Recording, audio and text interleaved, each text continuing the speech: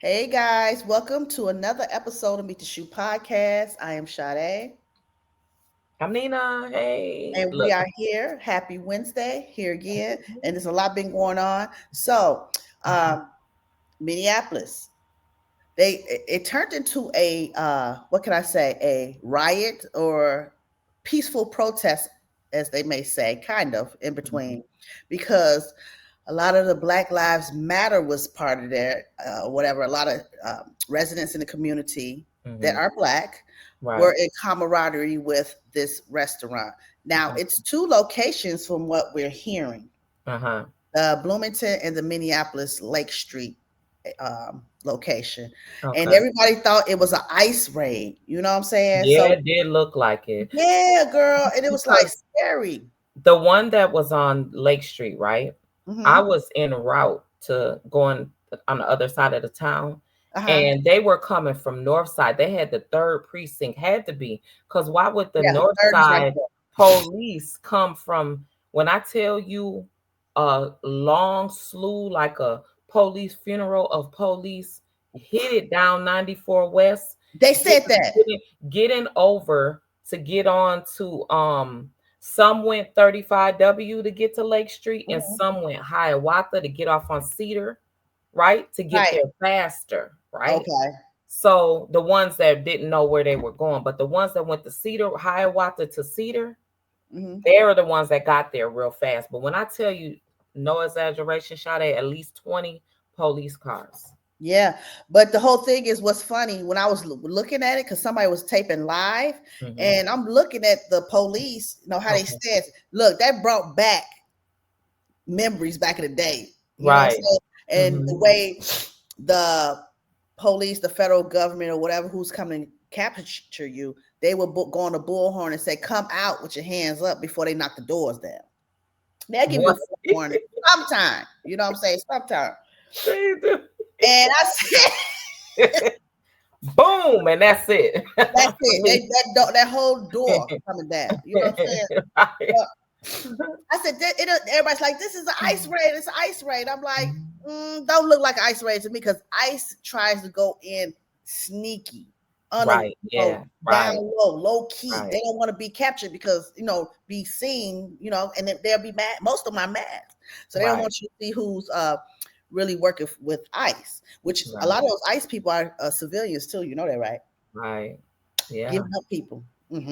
So Mhm. KTTC came out with what really happened. Okay. So let's play it. Our Jessica Okay. has the latest on what we know so far. Jessica? Julie, federal officials called today's raid a groundbreaking criminal operation from drug smuggling to criminal labor trafficking. The Minneapolis Police Department and the Hennepin County Sheriff's Office both say this was not immigration enforcement, but that wasn't the community's perception. Shame on you not understand what's going on. South Minneapolis residents were upset, fueled by rumors by what they thought was happening. I can't figure out who these people are protecting. Are you scared to take away our neighbors? People have been on high alert for ICE raids and thought it Yeah. was in their neighborhood when federal agents raided Las Cuatro Milpas on East Lake Street. Shame on you. The FBI, IRS, ATF, DEA, and HSI were all on site. Wow. The Hennepin County Sheriff's Office assisted with the investigation. My favorite. Police Department says federal agencies were executing a high-risk search warrant for drugs and money laundering at the South Whoa. Station. MPD says this was not immigration enforcement, and they were called in after to assist with crowd control. One woman crossed the yellow tape. People blocked the van from leaving as others banged on its sides, Time to move. Time to move. shoving from both sides. Horrible. Law enforcement used a high-pitched noise to try and disperse the crowd. The sheriff's deputy sprays what appears to be a chemical irritant after Oh, damn. in front of these armored trucks. Yeah. The FBI and IRS also raided the restaurant's Bloomington location. FBI agents surrounded the building as they searched the property and loaded evidence into boxes. In a statement, Mayor Jacob Fry says no arrests were made. MPD's only role was to keep the community safe. Mayor Fry says they have not been involved in anything related to immigration enforcement. Amen. Okay. It wasn't, but I can tell by looking, it wasn't immigration. You know what I'm saying? I'm like, okay. But everybody's so afraid because of the policy that Trump put out for the deportation. So automatically, most people think you go into a Mexican store, Mexican restaurant, it's immigration. But right.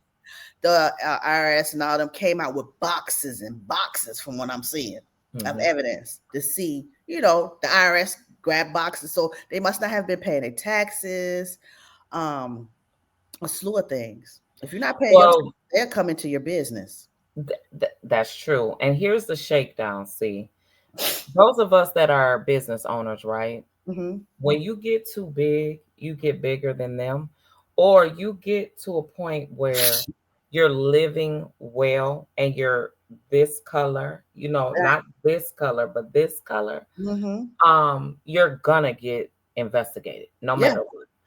Red flags, your tax person is the most important person that should be paid, because you rather the fault to be on your tax man versus being on you, right? The point of even having an extra business everybody doesn't know is you want to lineate yourself from Uncle Sam. It's not like that. We just want to, majority of us that has the Black and brown community that has a business, it isn't always blown up. I know we always see a lot of Mexican restaurants and taco places and things like that, but it isn't as big as it may appear to be, because just think of the family we have to take care of.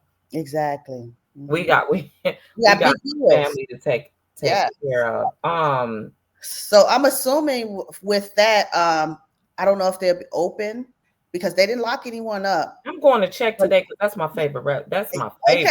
Is it, girl? Deep fried shrimp tacos, baby. They got everything. Everybody that I know that goes there, they like it. They're always they complain that they didn't say something else that they needed, but I never heard anybody say I ain't going back, that it's nasty. Nobody. Nobody. So they're clean. Yeah. The bathroom's clean. I bet. Every Western restaurant I've been into was nice and clean. Yeah. So. And so look, don't that always draw our attention back? Yes, exactly. I will go back all the time when it's clean like that, especially the bathroom. I'm like, oh shoot, now they paying attention. The whole thing is, if they didn't arrest anyone today, and they said drugs may be a possibility, somebody sold some drugs out of there. They don't know who. Somebody had to be selling drugs. That's kind of hard to say. Here's the thing about it too. It's right. It's right on the Ave. It's right flaming. That's been our spot. Yeah. Since back when we grew up. Yeah, that whole block has been a hot spot. That corner right there, the feds probably feel, or I'm not even gonna say the feds, I'm gonna say the state, right? Because the feds don't be that deep into that. The feds was told about this. So that's how they got involved, right? Right. That building per se has been the biggest money maker. That four corner right there, right? Sure. If anyone gets a business within even that block, look, remember Cadillac Klein was next door. Yes. And it's still kind of there now. They still kind of do business there. So that's, but you know what? That whole Lake Street been drug infested all the way down to our whole life. Blaisdell, our whole life. To Bloomington, our whole life since we was teenagers. And that area, that corner is the biggest money maker. When you're going past, even a person that didn't ever know about it, if they drove past and they just saw it, they would stop just because of, look at the sign. It may not look or appear, but at nighttime it booms. Oh, that was smart. Yes, that was a smart move. Yeah, how they got that building, how the whole setup of it looks, everything. One other thing I want to make a point of is that they when the homeless people come in their restaurant, they don't even put them out. No, they tell them though, you have to buy. Yeah, it's not fair to the other customers. Right. But you have to buy. Yeah, but They then ask to use the bathroom. They can't use the bathroom though because they know that they'll go in there and wash up and think you can't. Exactly, you can't do that. At a point in a business like that, you gotta say no. Yeah. But they don't mistreat nobody though. I've never witnessed that. I've been there 1,000 times. Like literally, I've been there the whole time since they've been open. I've been there, and they've been good, very good business. I didn't even know that they had the one in Bloomington. Yeah, I know, right? Right, I didn't know that. But what you just said is that they're both, they rated both in their this one business. Yeah. Yeah. Oh my goodness. It was chaotic too. All the videos that we seen on Facebook. Yes. People fighting, getting tossed by the police. Yeah, it was sad to see. And I know it's the neighborhood, right? Because I was listening to different people talk. I know it's the neighborhood upset because they thought it was ICE. Yeah, they did. Because they telling them, "Don't you take this restaurant? Don't take our people." And they say, "Don't take that restaurant, baby." Right. But the thing is, some people like, this is not our fight. Stop. We always standing up for black people. Always standing up for people, and nobody stands up for us. And but you know what? It's just at this point we all the same, even the white people. Okay, you think white people be in there too? They sure. White people be in there too. So it's not. It's a community. Yes, it's not even about color. It's just so stupid. I hate that we always just have to resort to that. I mean, I know that's our reality, y'all. Yes. But tell us what you think about it, like your neighborhood family restaurant that people frequent. Yes. Because they definitely frequent that restaurant. Bomb tacos, right? Bomb tacos. I hate to even say I'm hungry now. Look, I'm going to visit them today, okay? You gonna go see. Look, record if they're open. Let me know if they're open. I am, and we'll touch bases back on it. Look, if they did a restaurant, I'm quite sure there's some hardcore people now. They might open that sucker right on up and just they better because they know lunchtime. Girl, let me tell you what happened the last time I was there real quick. The damn, speaking of that, the meter maid, but it was a man, the parking man. Okay. I'm right there on the corner, like literally steps away from the restaurant, right? Okay. Finna go in there and oh, excuse me, wait a minute, waiting on my food. The man pulls up, the city of Minneapolis. It was a city of Minneapolis, wasn't? I'm saying a parking meter, man. It wasn't even that. Do you know that you can get a ticket for? I said I'm getting some food and I'm waiting. I'm not outside the car. I didn't actually park. I stopped. Right. So I got him with that. Right. You can get. I'm just letting you know you can get a ticket. Thank good I had my people in the car with me. Right. Because if I would have left my car, he would have got that ticket. Ain't that like a $40 ticket? Yeah. Yeah. Ooh. $40, huh? That would have been 4 sets of tacos. $10 for 3 of them, honey. Right. 4 sets of tacos. Moving right along. So Trump signs executive order to get rid of JobCorp. Oh my God. You know, JobCorp been around at least 50 years.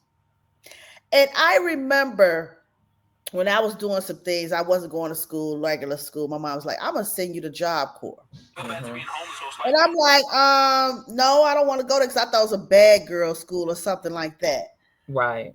But it's not. It's like a residential. They're considered a nationwide residential career training program. Right. Which they accept 16 to 24-year-old women and men. Yep. And they train you, they educate you. You do everything you would do in high school, plus more education. I've seen people from JobCorp go into the military due to that. You know what I'm saying? Yeah. Or, you know, they get to trade. It's a trade school, so they're learning to do something with their hands and their mind that will aid them. And they assist you in finding employment, housing, childcare, and transportation.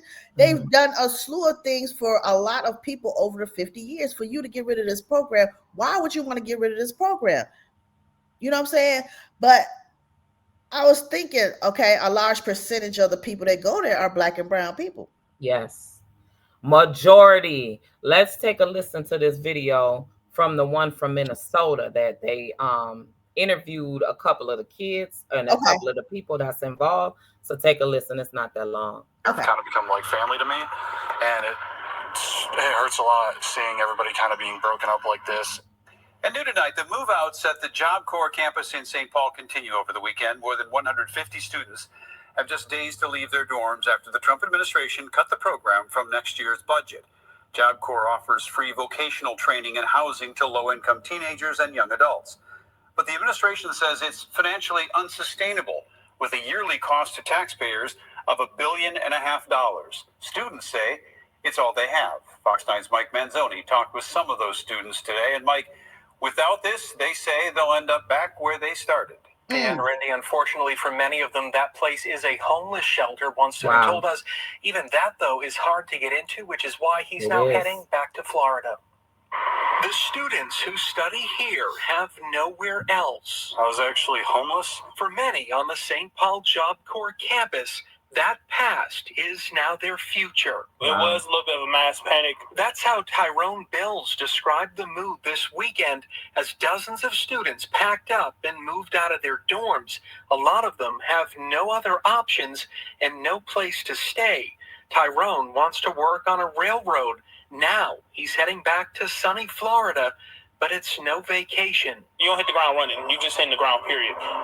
Straight homeless, nothing, just straight hit the ground. A lot of us here actually came from hard backstories. Hayden Hefner from upstate New York just finished his graphic design training. He has some interviews lined up, but no job offers yet. The people here have kind of become like family to me, and it hurts a lot seeing everybody kind of being broken up like this. If you're here, you most likely don't have nowhere else to go. And the federal funding for JobCorp lasts through the end of the month, but employees say the administration wants everyone out by Friday. The government says it will cover travel expenses for the students to go home. In the newsroom tonight, Mike Manzoni, Fox 9. All right, Mike, thank you. So initially he wanted them to close on the 30th of June, but a lot of the places are closed right now today. By Friday, the 6th. So they thought they had to the 30th, but they got to the 6th. Yep. So all 50 states has a JobCorp. So it's 131 JobCorp center locations in the United States, including, Puerto Rico and Washington, D.C. There's another thing that I wanted to cover about JobCorp, right?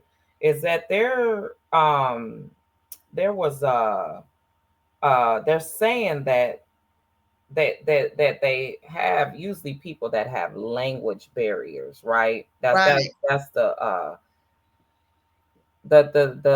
article that I got. It says the Employment and Training Administration, right? The summary, this was in 2023. The average graduation is 38.6. Okay. Average cost per student per year is $80,000. Okay. And then the average total cost per graduate is $155,674. Post-separation participants earn $16,695 annually on average. What? Yeah. The total numbers of serious incidents reports per the program in 2023 was 14,913 infractions. Ooh. They said in the average, so peep this. For JobCorp kids, that's why they say it's a money laundering thing within it, right? It's some type of something going on. Some fraud, embezzlement, because the average cost per student is $80,284. And which Trump's saying that can go into private schools. Right. But look at this. The average cost per Harvard University, I don't know if y'all can see that. Per Harvard University, can't really see. Oh, that's Harvard, right? It's $56,076. What? Oh, they charge you more than the university. So that's why that so everybody has to understand they're pissed off about JobCorp, but they're not using it in the right terms. The kids aren't getting the jobs afterwards, or the education that they really probably need. They're being used for the body. Okay, if Harvard is getting 56,000, but JobCorp is getting 80,000, look at the disparity between that, right? Yeah. What is that? 24 grand difference? Almost 30. Yeah. That's a lot. That's a lot. And they said that it's a sex traffic. They said, look, it says every year millions of men, women, and children are trafficked worldwide, right? Wow. And it can also and it can happen in any community, victims, race, gender, and nationality, right? But they're saying that they're getting sex trafficked in there. Wow. There's a lot of sex trafficking going on in JobCorp as well. A lot of violence, manipulation, false promises of well-paying job, and romantic relationships between the educator and the student. Right. That's what these are the things that they're saying in it, and it says has everything to do with Black and brown communities and the language barriers within it, where the manipulation sets in at, right? Right. And then the thing is, you're getting all this money in JobCorp. You try to make it seem like we're more harder to deal with, so you need more. Right. That's why they're saying they're like money. They're stating that we have more needs. The trauma caused by traffickers can be greater than many not identifying themselves as victims, right? Right. They're attacking as violence in the public after leaving. So, like you said, it's more traumatizing when they leave because they change by being in JobCorp, right? They don't even know how to act in society. Oh wow, that's a lot. So on a more funnier note, or what did you have anything else? No, go ahead. What's no, it's not really funny. It's kind of it's crazy that we're back to this, but there was a big deal about Cardi B this morning. I woke up to Cardi B's son. She got her son's hair braided the same way as her current boyfriend, Stephen Diggs. Really? And Offset makes he makes I guess a post that says and now when somebody died, what y'all gonna say, or something like that. Oh, now he hates. He said something slick like that because he made a post the other day saying that he passed the ball, like he ain't jealous of Stefan. Oh, you jealous? You jealous? You thought that she was gonna level down. She leveled past you. Yes, she did. He went all the way past he leveled down. He leveled down. And and then wait. But what was funny was when he said that he passed the ball on, Stefan said, "I caught it." Ooh, ouch. That's what I'm saying. Like, ouch. And then there's another post that she just made that states that in her rant, because you know she gonna rant. This is what she gonna do. She said, "Let me tell y'all something. I'm not gonna tell y'all act like when I was with my ex that we didn't help each other business wise, because we did. Yeah, we helped each other business wise, but you disrespected me and embarrassed me, and you went down. Like, how do you mess with people under me? Ain't no." She said every time, she said the reason why she left and she had to leave was because every single time that she would get into it with other rappers and people, they talked about what he did. Exactly. They constantly dogged her about, because your pussy weak, your nigga don't want you, you know, stuff like that. Like, who can I couldn't take that. Yeah, I'd be mad. Right.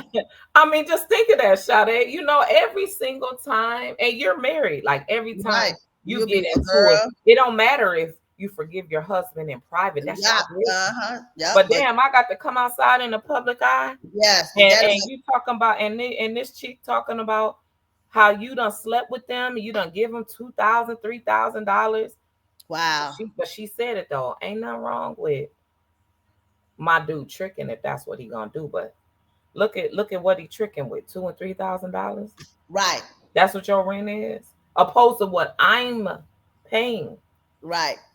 You cheating with hoes up in my house, up in my land. Right. Ain't got the nerve to go say you want what you want as a separation. As you And want divorce. spousal support. How dare you? And I have the kids. The kids be with me. Girl. The and he kids be better at my house. Yeah, Why he you better want come some in. support? And they be with me. Girl, that judge go tell him a new asshole. I hope so. Mm-hmm. It was another you know, we always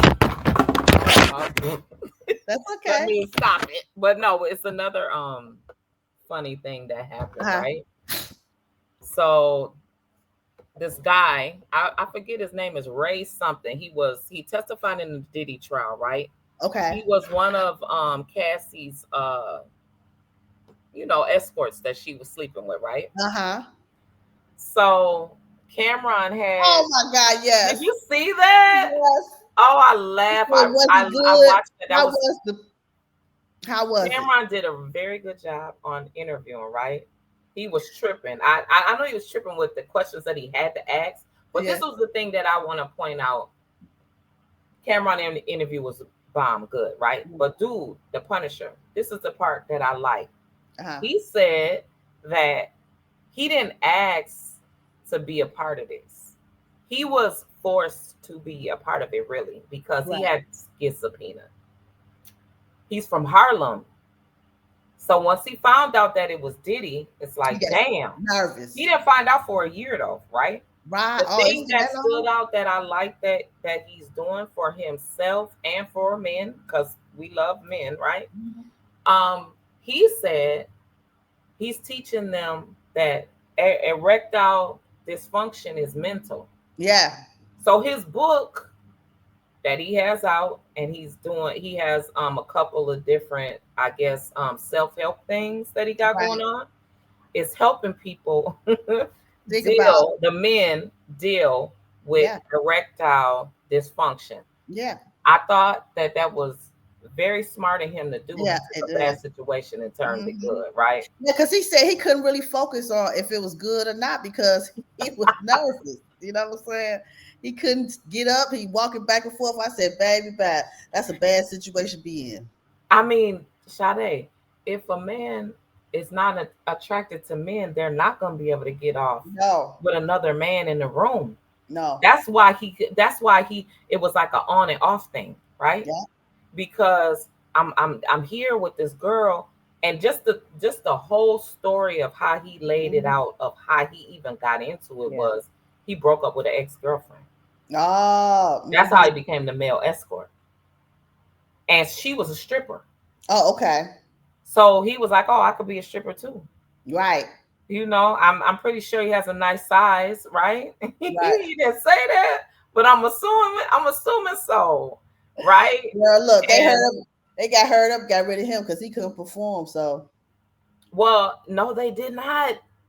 No, he 3 years, 12 times. And he said, and Cam asked him, how many times would it be? He said that it would be sometime for 3 days, and they would put him over in another room, and then he would, wait in one room and just be chilling. And then they'll say, okay, it's ready for you. We're ready for you to come over here. And then he would come over there and he would perform. And then he would go, they would keep him sometime for days. Wow. It could last for 4 days. But the most that he was paid was $2,000. And she always paid. Right. It wasn't him that paid. Right. And he said that she was not forced from what he saw. There was no forcement. This is what she wanted. Yeah. So I don't understand it. And this is the first time I've ever heard of a term, cockhold. What's a cockhold? Cockhold or cock. Let me see. That I had pulled it up and even pulled the picture up, right? And it's back in slavery. It's back in slavery terms, right? Cockhold. Cuckold. Cockhold. Yeah, and it says a cockhold is the husband of an adulterous wife or partner for an unmarried companion. The wife of an adulterous husband is a cock queen in biology. Wow. A cockhole is a male who is unwillingly invested parental effort in juveniles who are not genetically his offspring. A husband who is aware of a tolerance of his wife's identity is something called widow or withhold. The slang term for bull refers to. This is on Google. Girl. So that they were using that term because Wow. he was standing in the corner with a mask, a Muslim mask sometimes, but naked. But he did ask. I'm glad he asked also. He said, was Diddy ever involved? Dude was like, no. Because dudes in the women only. Right. You know, no gay shit. So that's why he couldn't get off. But he's being paid. And he was forced in this position. Like, he didn't know this at first. But if they're going to keep paying you, they're going to keep paying you. But he said, no, Puff never was ever involved in that. So we will end on Puff Daddy. Thanks, y'all, for tuning in. See y'all on Friday, 6 p.m. Thank you. Meet the Shoe.